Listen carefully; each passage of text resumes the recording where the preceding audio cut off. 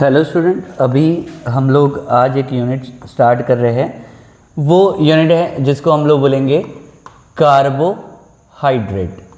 Carbohydrate, ठीक है। ये यूनिट के बारे में भी हम लोग डिस्कस करना शुरू करेंगे। कार्बोहाइड्रेट, तो कार्बोहाइड्रेट क्या होते हैं और कार्बोहाइड्रेट का सोर्स क्या है और हम कैसे कार्बोहाइड्रेट को डिफाइन करेंगे, ये सारी सबसे पहले चीज़ें हम यहाँ पर डिस्कस करना शुरू करेंगे बायोकेमिस्ट्री के वे में। क्लियर है? तो जो कार्बोहाइड्रेट है वो सबसे पहले बनेंगे किससे? कार्बन, हाइड्रोजन एंड ऑक्सीजन से। किससे बनेंगे? कार्बन, हाइड्रोजन एंड ऑक्सीजन से। फिर उसका जो रेशो होगा वो होगा 1:2:1। क्या रेशो होगा? 1:2:1। मतलब एक कार्बन होंगे, 2 हाइड्रोजन होंगे और एक क्या होगी? ऑक्सीजन। और फिर उसके बाद उसका एक फॉर्मूला बनता है, एम्पिरिकल फार्मूला। जो एम्पिरिकल फार्मूला होगा उसको हम लोग क्या बोलेंगे? CH2O × N। क्लियर है? तो कार्बोहाइड्रेट सबसे पहले होंगे क्या? कार्बोहाइड्रेट आपके सबसे इम्पोर्टेंट, आपको क्यों नेसेसरी है? ये आपके मेन इम्पोर्टेंट बॉडी का एनर्जी सोर्स होगा। कौन सा होगा? बॉडी का एनर्जी सोर्स होगा। कार्बोहाइड्रेट एक सबसे इम्पोर्टेंट आपके बॉडी के एनर्जी के सोर्स होंगे और उससे जो एनर्जी बनेगी उसको हम लोग बोलेंगे ATP, that is adenosine triphosphate. ठीक है, तो कार्बोहाइड्रेट की मेटाबॉलिज्म से हमारे पास में जो रिजल्ट आएगा उसको हम लोग क्या बोलेंगे? ATP that is adenosine triphosphate. ये आपके बॉडी के हर काम करने की एक एनर्जी की यूनिट होगी, दैट इज एडिनोसिन ट्राइफॉस्फेट। तो कार्बोहाइड्रेट बनेंगे कैसे? कार्बोहाइड्रेट बनेगा कार्बन, हाइड्रोजन एंड ऑक्सीजन से।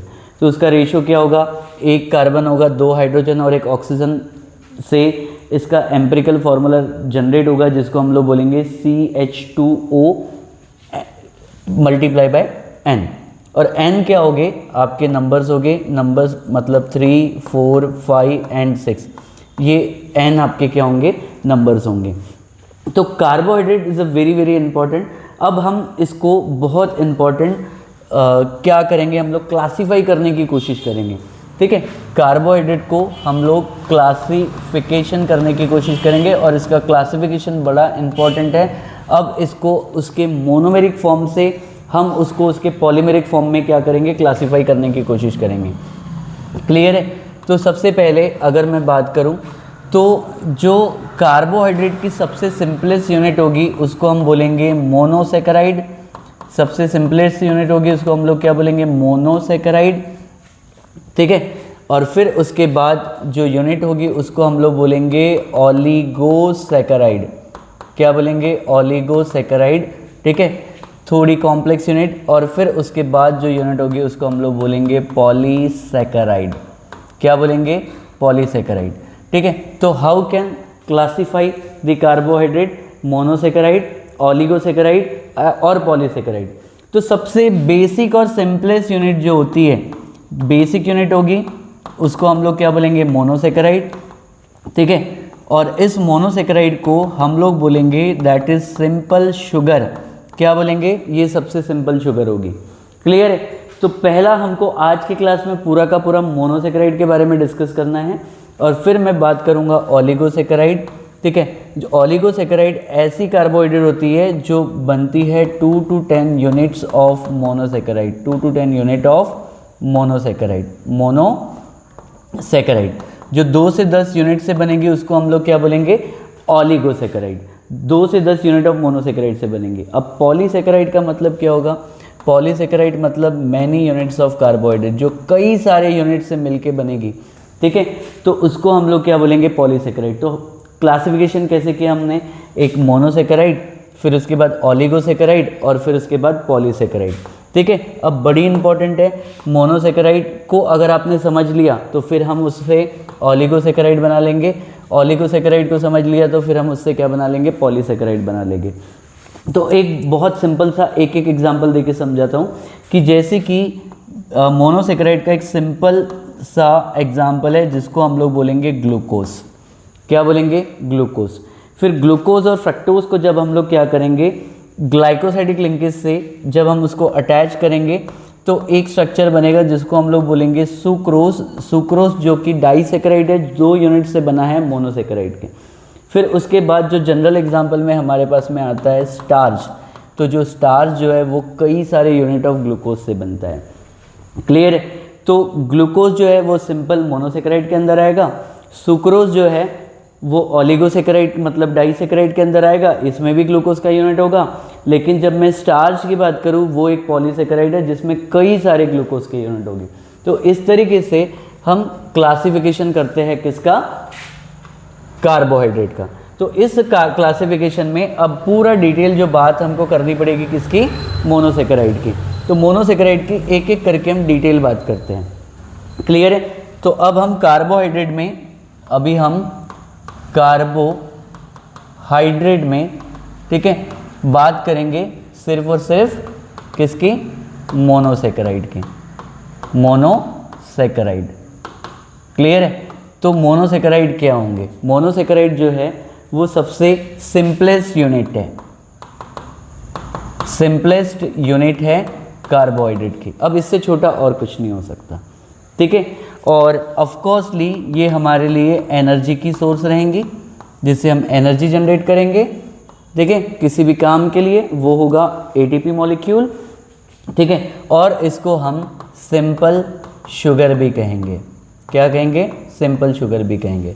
तो इसके अंदर किस तरीके से इसको क्लासिफिकेशन किया जाए और किस तरीके से इसको बाइफरगेट किया जाए, तो अब मोनोसेकेराइड्स में हम थोड़ा डिटेल बात करेंगे। मोनोसेकेराइड, ठीक है। तो मोनो का मतलब होता है सिंगल और सेकेराइड का मतलब होता है शुगर। क्लियर है? तो अगर मैं बात करूं, मोनो का मतलब होता है सिंगल यूनिट की बात होगी और सेकेराइड का मतलब होता है शुगर, ठीक है। सिंगल यूनिट्स होंगी इसके अंदर। क्लियर है? तो अब मोनोसेकेराइड के पहले हम फॉर्मूले कैसे डेवलप करें उनके ऊपर में फोकस करते हैं, क्योंकि जनरल फॉर्मूला हमारे पास में क्या है? CH2O multiply by N। तो N क्या होंगे? नंबर्स होंगे। तो N की जो नंबर्स हैं, नंबर 3, नंबर 4, नंबर 5, नंबर 6, इस तरीके से हम नंबर, ठीक है, से मॉलिक्यूलर फॉर्मूले जनरेट करेंगे मोनोसेकेराइड के। तो अगर इस फॉर्मूले को मल्टीप्लाई बाय हम 3 से करेंगे तो एक फॉर्मूला जनरेट होगा, दैट इज C3H6O3। C3H6O3, इस चीज़ को हम लोग बोलेंगे ट्रायोज। क्या बोलेंगे हम लोग इसको? ट्रायोज। इस फॉर्मूले को मल्टीप्लाई बाय 4 करेंगे तो क्या होगा? C4H8O4। इसको हम क्या बोलेंगे? टेट्रोज। पहला क्या है? ट्रायोज, दूसरा है टेट्रोज। इस फॉर्मूले को मल्टीप्लाई बाय 5 से करेंगे तो क्या बनेगा? C5H10O5। इसको हम लोग क्या बोलेंगे? पेंटोज। क्लियर है? अब इसी फॉर्मूले को मल्टीप्लाई बाय 6 करेंगे तो क्या बनेगा? C6H12O6। इसको हम लोग क्या बोलेंगे? हेक्सोज। क्लियर है? तो नंबर ऑफ कार्बन के हिसाब से हमने मोनोसेकेराइड के मॉलिक्यूलर फॉर्मूले बना दिए, that is triose, tetrose, pentose and hexose. तो आप देख सकते हैं triose, tetrose, pentose and hexose. Triose, tetrose, pentose and hexose, ये मोनोसेकेराइड को हमने क्लासीफाई कर दिया, ठीक है, that is triose, tetrose, pentose and hexose. Clear बात है ये, ठीक है। तो monosaccharide are classify into triose, tetrose, pentose and hexose. Clear है? तो अब depending upon the functional group, अब यहाँ पे ये 2 फंक्शनल ग्रुप कैरी कर सकते हैं। अगर यहाँ पे अल्डिहाइडिक ग्रुप है, ठीक है, तो हम एक वर्ड लगाएंगे जिसको हम लोग बोलेंगे अल्डो। क्लियर है? तो क्या चीज़ आ जाएंगी, आप थोड़ा सा यहाँ पे ध्यान दीजिए। Aldo triose, aldo tetrose, aldo pentose and aldo hexose. Clear है? तो depending upon the functional group, अगर अल्डिहाइड फंक्शनल ग्रुप है, कौन सा? अल्डिहाइड फंक्शनल ग्रुप है, तो हमारे पास में अल्डिहाइड फंक्शनल ग्रुप से और भी हम अंदर जाके क्लासिफिकेशन कर सकते हैं मोनोसेकेराइड का, that is aldo triose, aldo tetrose, aldo pentose, aldo hexose. फिर इसके एग्जाम्पल हम देखेंगे। और अगर कीटोनिक ग्रुप है, that is C double bond O, ठीक है, इसको हम लोग क्या बोलेंगे? कीटोनिक ग्रुप बोलेंगे। तो अगर ये ग्रुप है तो इस चीज़ को हम लोग क्या बोलेंगे? Ketonic group, that is keto. तो ये इसके फॉर्मूले बन जाएंगे keto triose, keto tetrose, keto pentose and keto hexose. तो keto triose, keto tetrose, keto pentose और कीटो हेक्सोस। वैसे यहाँ पे aldo triose, aldo tetrose, aldo pentose, aldo hexose, keto triose, keto tetrose, keto pentose और keto hexose. तो देखो molecular formula same है but functional group अलग अलग है। तो अल्डोसेस एंड कीटोसेस, तो इन चीज़ को हम लोग क्या बोलेंगे, अल्डोसेस कहेंगे, और इस चीज़ को हम लोग क्या बोलेंगे, कीटोसेस कहेंगे। ठीक है, कीटोसेस कहेंगे।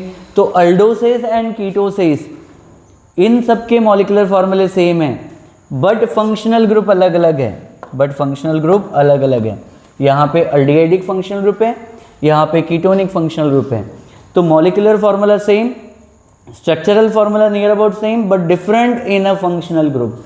तो फंक्शनल ग्रुप में अगर चेंज है तो ये एक दूसरे का एक रिलेशन बनता है, इन रिलेशन को बोलते हैं फंक्शनल ग्रुप आइसोमर्स। क्या बोलेंगे इसको, एक दूसरे के फंक्शनल ग्रुप आइसोमर्स बोलेंगे। This is very very important. ठीक है, तो aldoses and ketoses are the functional group isomers of each other.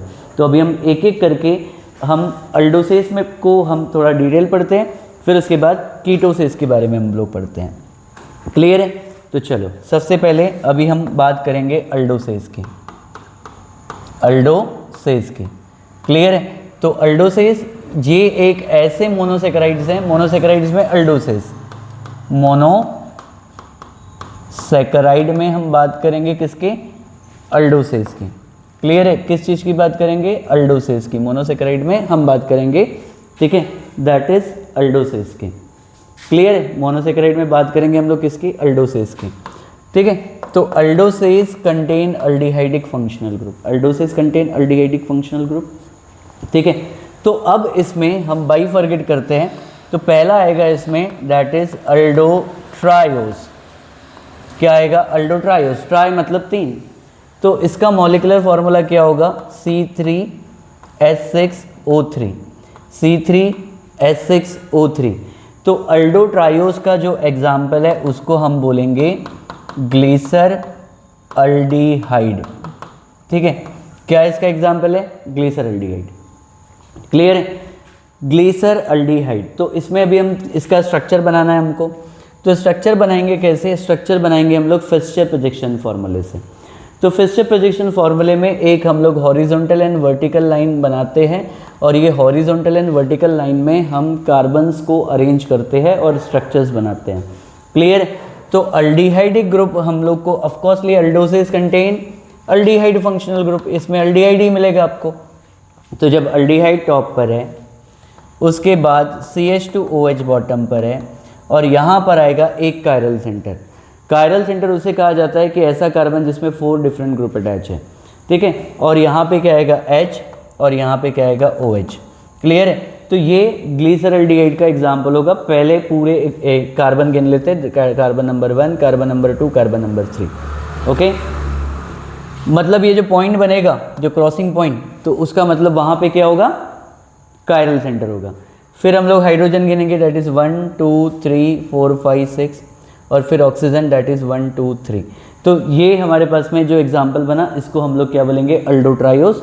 तो देखो, अगर ये कार्बन सेंटर के बीच में बात करने की कोशिश करता हूँ, ये कार्बन है, ठीक है, और यहाँ पे कार्बन का वैलेंसी 4, यहाँ पे CH2OH, और यहाँ पर देखो H, और यहाँ पे OH, और ऐसा कार्बन आ गया जिसमें 4 डिफरेंट ग्रुप अटैच हो रहे हैं। देखें, that is 1 2 3 and 4 atoms and group attach हो रहे हैं। इसको कायरल सेंटर बोलते हैं, इसलिए इस कायरल सेंटर को हमने फिशर प्रोजेक्शन में ऐसा बना के हाइड कर दिया। तो इस स्ट्रक्चर को हमने फिशर प्रोजेक्शन फार्मूले में बनाया। क्लियर है? तो इस चीज़ को हम लोग क्या बोलेंगे, अल्डोट्रायोस।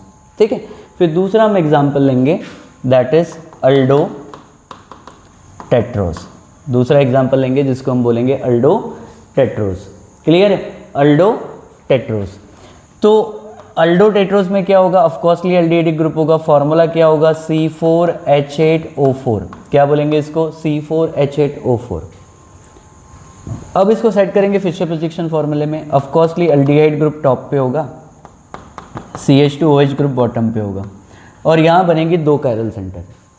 ठीक है, दैट इज H OH, यहाँ पे क्या आएगा H OH। क्लियर है? तो अब आप इसको पूरा प्रॉपरली काउंट कर सकते हैं। This is carbon number 1, carbon number 2, carbon number 3, carbon number 4। Clear है? हाइड्रोजन आप काउंट कर दीजिए 1 2 3 4 5 6 7 8 और ऑक्सीजन 1 2 3 4। तो ये जो एग्जाम्पल है, इस एग्जाम्पल को बोलेंगे एरेथ्रोस। इस एग्जाम्पल को हम लोग क्या बोलेंगे? एरेथ्रोस। क्या बोलेंगे इसको? एरेथ्रोस। तो जो अल्डोटेट्रोस का जो एग्जाम्पल है वो है एरेथ्रोस। क्लियर है? चलो फिर उसके बाद हम लोग बनाएंगे नंबर 3, दैट इज अल्डोपेंटोस। ठीक है, ये सारे फॉर्मूले हम लोग बना रहे हैं फिशर प्रोजेक्शन फॉर्मूले में, फिर बाद में हम इसको हार्वर्ड प्रोजेक्शन फॉर्मूले बनाएंगे। ठीक है, तो दैट इज C5H10O5। ठीक है, क्या फॉर्मूला बनेगा? C5H10O5। फिर उसके बाद हम लोग देखेंगे दैट इज अल्डिहाइड टॉप पर है, CH2OH बॉटम पर है। फिर यहाँ पे 3 कायरल सेंटर आएगी, 3 कायरल सेंटर, दैट इज यहाँ पर क्या होगा? HOH, यहाँ पर क्या आएगा? HOH, यहाँ आएगा H और OH। ठीक है, तो इसका जो एग्जाम्पल है इसको हम बोलेंगे राइबोस। तो 5 कार्बन की जो शुगर है, जो RNA शुगर है, इसी से हार्वर्ड में मैं आपको बताऊंगा कि DNA शुगर कैसे बनेंगे। एक हाइड्रोजन कम करना पड़ता है, उसको हम बोलेंगे डीऑक्सीराइबोस। क्लियर है? तो अल्डोपेंटोज में, अल्डोट्रायोज में हमारे पास में एक एग्जाम्पल आया था, उसको हम लोग ने क्या बोला था? ग्लिसरल्डिहाइड, उसका स्ट्रक्चर। फिर उसके बाद हमने देखा था अल्डोटेट्रोस, उसका एग्जाम्पल था एरेथ्रोस। फिर उसका स्ट्रक्चर अल्डोपेंटोस, 5 कार्बन का शुगर है, राइबोस जो RNA शुगर है, और फिर आप उसका स्ट्रक्चर। अब जो सबसे मेन जो स्ट्रक्चर है जिसके बारे में सबसे ज़्यादा हमको फोकस करना है, ठीक है, that is aldohexose. That is aldohexose. Clear है?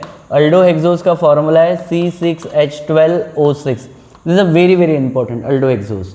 क्लियर है? तो अल्डोहेक्सोस में 2 एग्जाम्पल है। पहला एग्जाम्पल है हमारे पास में ग्लूकोज, ठीक है, और दूसरी एग्जाम्पल है हमारे पास में गैलेक्टोज। तो ठीक है, अब ये स्ट्रक्चर को आपको समझना है और ग्लूकोज और गैलेक्टोज के बीच का रिलेशन भी समझना है आपको। क्लियर है? तो कैसे बनाएंगे? अल्डिहाइड टॉप पर होगा, CH2OH बॉटम पर होगा, यहाँ पर हम देखेंगे 4 कायरल सेंटर होगी। सेम स्ट्रक्चर यहाँ पे बनाओ, अल्डिहाइड टॉप पर है, CH2OH बॉटम पर है, यहाँ पर हम देखेंगे 4 कायरल सेंटर।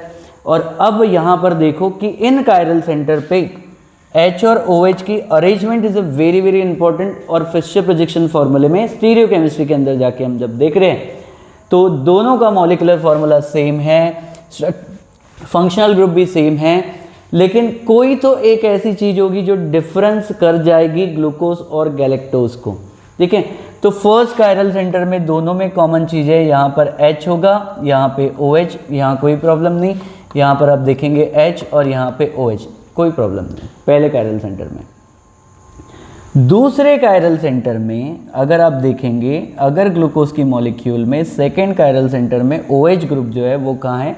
राइट, वो लेफ्ट हैंड साइड में है, और यहाँ पे क्या होगा? H। तो गैलेक्टोज के मॉलिक्यूल में भी ऐसा कोई प्रॉब्लम नहीं है, यहाँ पे भी OH क्या होगी? लेफ्ट हैंड साइड में होगी, और यहाँ पे क्या होगा? H। तो इतनी चीज़ तो ग्लूकोज और गैलेक्टोज में कॉमन है। ठीक है, तो इससे काफ़ी सारे आइसोमर्स बनते हैं, D सीरीज़ के आइसोमर्स, L सीरीज़ के आइसोमर्स। जब हम डिटेल में जाएंगे, हम सिलेबस में को ध्यान में रखते हुए बातें कर रहे हैं। ठीक है, फिर उसके बाद थर्ड कायरल सेंटर में यहाँ पे HOH रहेगा, और यहाँ पे भी फोर्थ कायरल सेंटर में भी यहाँ पे HOH रहेगा। इसका मतलब ये ग्लूकोज की मॉलिक्यूल जब बनानी है तो सेकेंड कायरल सेंटर में जो OH ग्रुप है वो कहाँ पर है? लेफ्ट हैंड साइड में है, दैट्स वाई ये ग्लूकोज मॉलिक्यूल है। अब बात करते हैं हम लोग गैलेक्टोज की। In case of galactose third chiral centre में भी OH ग्रुप कहाँ रहेगी? लेफ्ट हैंड साइड में, और H कहाँ पे रहेगा? राइट हैंड साइड में। ठीक है, और यहाँ पे वापस से H, और यहाँ पे क्या होगा? OH। तो आप देख सकते हैं कि थर्ड कायरल सेंटर में भी OH ग्रुप कहाँ पर है? लेफ्ट हैंड साइड में। तो ये एक बड़ा इंपॉर्टेंट रिलेशन बनता है कि दोनों का नियर अबाउट अगर आप देखेंगे कि मॉलिक्यूलर फार्मूला बिल्कुल सेम दिख रहा है, मतलब ऑलमोस्ट बिल्कुल स्ट्रक्चरल फार्मूला भी सेम है, फंक्शनल ग्रुप भी सेम है, लेकिन जो चेंज है वो थर्ड कार्बन पे चेंज है। इसलिए इनके रिलेशन को कहा जाता है एपीमर्स, इनके रिलेशन को कहा जाता है एपीमर्स। और ये जो एपीमर्स बन रहे हैं वो ग्लूकोज गैलेक्टोज से का C3 एपीमर्स है। कौन सा? C3 एपीमर्स है। This is a very very important, ये सबसे इंपॉर्टेंट बात है। तो ग्लूकोज और गैलेक्टोज, ठीक है, का फॉर्मूला बनाते समय ये बात सबसे इंपॉर्टेंट ध्यान में रखेंगे कि ग्लूकोज और गैलेक्टोज, गैलेक्टोज ग्लूकोज का C3 एपीमर्स है। बात क्लियर है क्या? तो ये हो गया हमारे पास में अल्डोसिस, तो इनका रिलेशन बना अल्डोसिस एपीमर्स का। किसका? एपीमर्स का। अलग अलग रिलेशनशिप बड़ी इंपॉर्टेंट है, आगे आपको देखने को मिलेगी स्टीरियोकेमिस्ट्री में। अब हम जाते हैं किसमें? कीटोसिस में। किसमें? कीटोसिस में। तो कीटोसिस क्या होंगे? कीटोसिस में क्या होगा? कीटोनिक फंक्शनल ग्रुप होगा। क्या होगा? ये ऐसे मोनोसेकेराइड है जिसमें कीटोनिक फंक्शनल ग्रुप है। क्लियर है? तो कीटोनिक फंक्शनल ग्रुप बोले तो C double bond O group यहाँ पे क्या होगी? कॉमन होगी। कौन सी ग्रुप कॉमन होगी? C double bond O group common होगी। कीटोसिस में C double bond O group क्या होगी? कॉमन होगी। क्लियर है? तो कीटोसिस में अभी हम लोग देखेंगे first, that is ketotriose. Ketotriose, तो कीटोट्रायोज का जो एग्जाम्पल है उसको हम बोलेंगे डाई हाइड्रोऑक्सी एसीटोन। क्या? Dihydroxy acetone. कीटोट्रायोज के एग्जाम्पल में कौन है? Dihydroxy acetone. तो सबसे पहले मैं आपको बताता हूँ कि एसीटोन की फॉर्मूला से हम डाई हाइड्रोऑक्सी एसीटोन बना लेंगे। Acetone that is dimethyl ketone, CH3 C double bond O CH3। ऑफकोर्सली ये डाईमिथाइल कीटोन है। क्लियर है? अब इस डाईमिथाइल कीटोन से एक एक हाइड्रोजन कम कर देते हैं, ठीक है, इनमें से एक एक हाइड्रोजन हम लोग कम कर देते हैं, तो क्या हो जाएगा? CH2 C double bond O CH2। बात क्लियर है? और जहाँ से आपने इस एसीटोन में से एक एक हाइड्रोजन कम कर दिया कार्बन में से, यहाँ पे 2 हाइड्रोक्सी ग्रुप लगाते हैं। क्या लगाएंगे? 2 हाइड्रोक्सी ग्रुप लगाएंगे। तो जब आप इसमें 2 OH ग्रुप लगाएंगे, ठीक है, दैट इज CH2OH, ठीक है, C double bond O CH2OH, इसको बोलेंगे हम डाईहाइड्रोक्सी एसीटोन। बट एक और बारी इंपॉर्टेंट बात आपको जानना है कि ये एक आयरल है, ठीक है, ये एक ऐसा मोनोसेकेराइड है जो एक आयरल है। क्लियर है? क्योंकि इसमें कायरल सेंटर है नहीं, ऐसा कोई ग्रुप नहीं है जिसमें 4 डिफरेंट ग्रुप अटैच हो। क्लियर है? तो कीटोट्रायोज की एग्जांपल है जिसको हम बोलेंगे डाईहाइड्रोक्सी एसीटोन, और एक कायरल सेंटर पे मिलेगी आपको। क्लियर है? चलो अब हम जाएंगे कीटोटेट्रोस। कीटोटेट्रोस, क्लियर है? तो कीटोटेट्रोस का जो फॉर्मूला होगा उसको हम लोग क्या बोलेंगे? ठीक है, दैट इज C4H8O4। क्लियर है? क्या बोलेंगे? C4H8O4। ठीक है, तो क्या होगा? कीटोनिक ग्रुप टॉप पर होगा, ये कीटोनिक ग्रुप टॉप पर है, और CH2OH कहाँ पे होगा? बॉटम पे होगा। और फिर उसके बाद एक कायरल सेंटर डेवलप होगी, ठीक है, और यहाँ पे क्या आएगा? H, और यहाँ पे आएगा OH। तो इस एग्जाम्पल को हम लोग बोलेंगे एरेथ्रोरूलोज। क्या बोलेंगे इसको? एरेथ्रोरूलोज। क्लियर है? ये कीटो टेट्रोस का एग्जाम्पल है। कार्बन गिन सकते, दैट इज 1 2 3 4 8 हाइड्रोजन, 1 2 3 4 5 6 7 8 4 ऑक्सीजन, 1 2 3 4। ये एग्जाम्पल है हमारे पास में एरेथ्रोरूलोज का। क्लियर है? चलो अब उसके बाद हम लोग देखेंगे कीटो पेंटोज नंबर 4 हमारे पास में क्या होगा? कीटो पेंटोज। तो फॉर्मूला क्या होगा? C5H10O5। क्लियर है? C5H10O5 ये इसका फॉर्मूला होगा। हाँ, फिर उसके बाद अगर हम लोग देखेंगे कि इसका एग्जाम्पल है राइबोलोज। राइबोलोज इसका बेस्ट एग्जाम्पल है, राइबोलोज। क्लियर है? राइबोलोज इसका एग्जाम्पल होगा। तो क्या करेंगे हम लोग इसमें? CH2OH C double bond O, फिर अगेन यहाँ पे क्या आएगा? CH2OH, और यहाँ पे आएगी 3 कायरल सेंटर, ठीक है, दैट इज H, और यहाँ पे क्या आएगा? OH, यहाँ पे H, यहाँ OH, यहाँ पे H, और यहाँ पे OH। ये एग्जाम्पल है किसका? राइबोलोज का। अब एक आखिरी एग्जाम्पल मोनोसेकेराइड का, ठीक है, that is keto hexose, is a very very important example. और एग्जाम्पल है इसका फ्रक्टोज, ठीक है, fructose molecular formula C6H12O6। Again मैं बोलूँगा कि फ्रक्टोज का फॉर्मूला भी C6H12O6 है, C6H12O6 फ्रक्टोज का भी मॉलिक्यूलर फॉर्मूला क्या है, C6H12O6 है। स्ट्रक्चर कैसे बनाएंगे, CH2OH टॉप पर है, then C double bond O, clear है, फिर उसके बाद कायरल सेंटर, देन CH2OH, और फिर उसके बाद 3 कायरल सेंटर। तो यहाँ पे पहली कार्बन से कायरल सेंटर में H लेफ्ट हैंड साइड में है, OH राइट हैंड साइड में है, फिर अगेन यहाँ पर आप देखेंगे OH, अब OH कहाँ पर है, लेफ्ट हैंड साइड में, और यहाँ पे क्या होगा HOH। तो this is a structure of fructose, clear है। तो अब हमने यहाँ पर देखा कि जो C6H12O6 है, ये फॉर्मूला जो है ये 3 चीज़ों में जा रहा है। पहले एक जा रहा है हमारे पास ग्लूकोज में, दूसरा गैलेक्टोज में, और तीसरा किस में जा रहा है, फ्रक्टोज में, ठीक है। तो इनके जो रिलेशन है एक दूसरे में वो बड़े इंपॉर्टेंट है। तो ग्लूकोज में भी एल्डिहाइड ग्रुप है, गैलेक्टोज में भी एल्डिहाइड ग्रुप है, और उनका मॉलिक्यूलर फॉर्मूला भी सेम है। तो इन दोनों का रिलेशन है एपीमर्स का। कौन सा रिलेशन है, एपीमर्स का। फिर अगर मैं ग्लूकोज का फ्रक्टोज के साथ रिलेशन बनाऊं, क्योंकि सेम मॉलिक्यूलर फॉर्मूला है, क्योंकि ग्लूकोज में एल्डिहाइडिक ग्रुप है, फ्रक्टोज में कीटोनिक ग्रुप है, तो ग्लूकोज और गैलेक्टोज एक दूसरे के फंक्शनल ग्रुप आइसोमर्स हो गए। और गैलेक्टोज एंड फ्रक्टोज का क्या रिलेशन होगा, तो गैलेक्टोज में भी एल्डिहाइडिक ग्रुप है और फ्रक्टोज में कीटोनिक ग्रुप है, तो ये एक दूसरे के क्या हो गए, फंक्शनल ग्रुप आइसोमर्स हो गए। तो अभी हमने इस वीडियो लेक्चर में ये चीज़ें समझी है कि यहाँ पर कार्बोहाइड्रेट को कैसे क्लासीफाई किया जाए।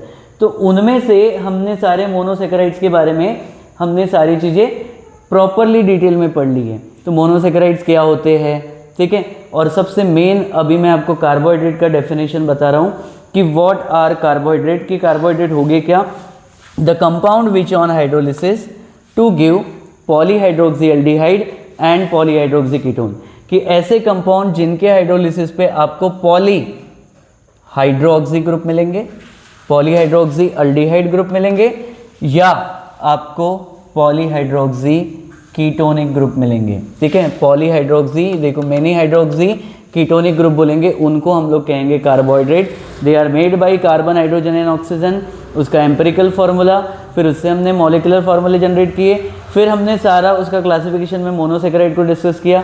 आज हमने सिर्फ मोनोसेकेराइड को डिस्कस किया। अब इनके स्ट्रक्चर्स को हार्वर्ड प्रोजेक्शन फार्मूले में डिस्कस करके फिर हम किस में जाएंगे, डाइसेकेराइड में जाएंगे। फिर डाइसेकेराइड से हम लोग क्या बनाएंगे, पॉलीसेकेराइड बनाएंगे, ठीक है। तो होपफुली आपको ये वीडियो लेक्चर्स प्रॉपर तरीके से कार्बोहाइड्रेट में क्लियर हो चुका होगा। कार्बोहाइड्रेट हमारे लिए बहुत इंपॉर्टेंट एनर्जी सोर्स है, ये आपको डाइट में एनी हाउ चाहिए, ठीक है। राइस, पोटैटो, ब्रेड, इन सब में आपको कार्बोहाइड्रेट मिलता है, और आप व्हाटएवर जो भी मैक्सिमम फूड खाते हो उसमें कार्बोहाइड्रेट होगा ही।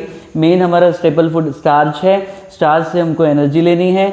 हम डाइसेकेराइड के फॉर्म में शुगर भी लेते हैं, मोनोसेकेराइड के फॉर्म में भी शुगर लेते हैं, ठीक है। इससे मेन एक इंपॉर्टेंट है, आफ्टर डाइजेशन इनका मेटाबॉलिज्म होगा, और मेटाबॉलिज्म होने के बाद आपको क्या मिलेगी, एनर्जी मिलेगी, और वो एनर्जी इन सब से एक ही मॉलिक्यूल में मिलती है जिनका नाम है एडिनोसिन ट्राइफॉस्फेट। और एडिनोसिन ट्राइफॉस्फेट आपकी बॉडी की हर एनर्जी एक्टिविटी के लिए बहुत नेसेसरी है। तो इसलिए ये कार्बोहाइड्रेट का यूनिट्स हमारे लिए बड़ा इंपॉर्टेंट है, क्योंकि इस कार्बोहाइड्रेट में आप बेसिकली ये समझते हो कि कार्बोहाइड्रेट होते क्या है केमिकली, ठीक है। होपफुली ये लेक्चर आपको समझ में आ गया होगा। This is Swapnil sir from Aims tutorial, your aim our hard work. Basically हमने एक ही लाइन लिखी है, जीत हासिल करनी हो तो काबिलियत को बढ़ाइए। Thank you so much.